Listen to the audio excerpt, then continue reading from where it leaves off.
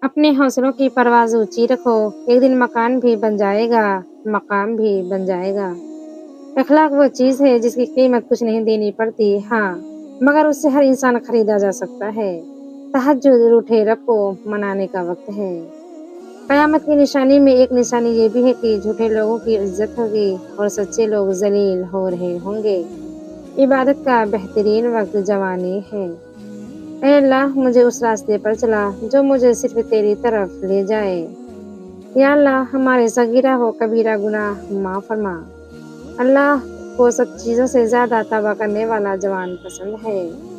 رسول اللہ صلی اللہ علیہ وآلہ وسلم کہا کرتے تھے، اے اللہ مجھے بری عادتوں، برے کاموں، برے خواہشوں اور بری بیماریوں سے بچا۔